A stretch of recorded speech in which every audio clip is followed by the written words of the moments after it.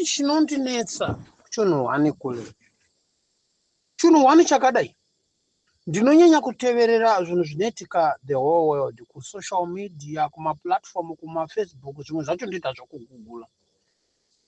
Ndakunatso kuti ndinzwisise for this funny fucking information what we have it and what we hold it and what that is causing Zimbabwe where it is now and where he is standing. I really don't agree with people of ZANU-PF. And I agree nomukomana akataura kuti maOVET ndivana baba vedu vakatopera kufa. And although the OVETs, the original vakarwa hondo vasara vashoma. So kutaura kwababa Geza namai Joyce Mujuru vasara vashoma. Even now, they are not can have a OVET more than 100 in Zimbabwe. They were fucking Zimbabwe. We don't have an original OVET more than 100. They are alive. They are walking. They are speaking truth. We are not more than 100. But now we have this circulation story of the OVET for the comrade, for these small people. They are calling each other OVET. But although we have some other people, they ended up Michimoyo. But was they not registered? Was they not go straight through to the base? And it causes fire. But some of them, they are trained.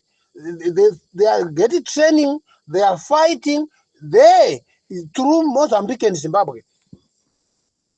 But they are not there.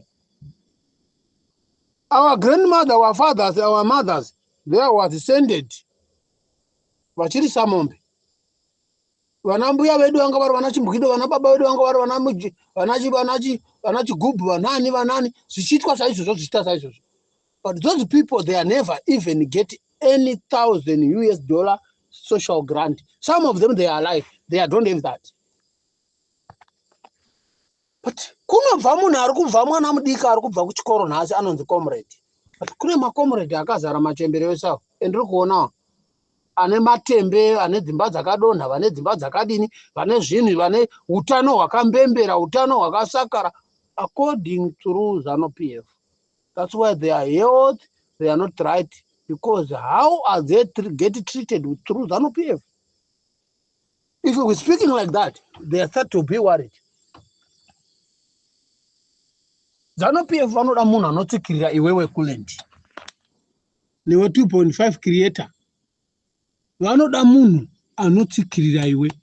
Ini ukaona munhu ondoteverera social media yake. Ndinotonzwa mumusoro make nebrain dzake nezvitoro zvake. And vanhu veZANU-PF, they are get worried, and that's why every day havana nguva yokuvaka nyika. Nguva yokutaura kuti economy kana kuti tetei munyika idiki pane nguva zhinji yavo vanotora nguva yokutaura against some oppositions, against the leaders, against the individual from the opposition vanosupport. Ungochi munoshandisiwa, imimi ndimusingashandisiwi, muna maoko akasviba, mune maroko ane ropa ravanhu. Vanatendedza mara wakauraona president kana kuti wakauraona matsigiri eZANU-PF. More blessing ali wakauraona Mnangagwa kana kuti wakauraona matsigiri eZANU-PF imimi. Vana masarira vakauraona na Mnangagwa na Mugabe. Masarira wakafa nguva ya Mugabe ka. Toti masarira wangachowa weZANU-PF. Vana Amos Mutongi mukomana munhu vakafurwa nema opposition iye angari MP we Gutu East we Bigita East wakafurwa nani Komawere angari MP muzakamu wakafa sei. Anditi wakanga aramba ZANU-PF aenda ku MDC vakamufura.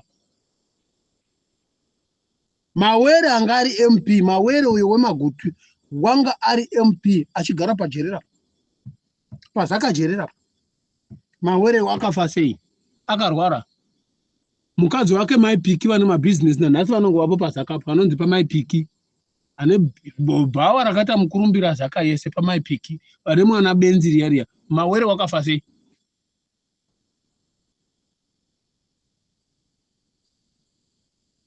imi ende mawere wanga ashanda ari MP Zaka yese ari MP weZaka yese kwete kuti Zaka East, South, West, North, what Central. No, Zaka yese mawere ndiye anga ari MP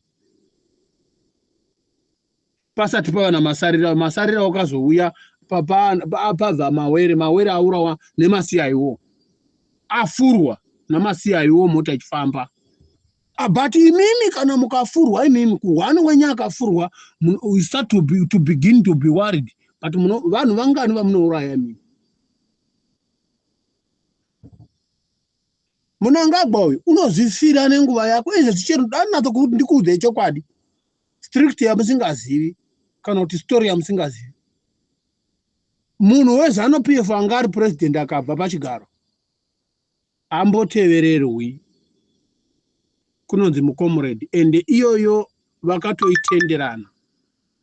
vaitenderana iwewe maindividual wemimi ike nezvimunoita basa rokurepa vakadzi vavanhu vamwe vanonge vachirepa vari manesi pazvipatara vachienda kumarural area vachindowanikwa vakavata navakadzi vavanhu. But uno mukadzi kune vakadzi vanotoda varume vakuwanikwa navo vakafirwa mvana vasina varume vanoda kuwanikwa vanoda kutanga kutopinda mudzimba.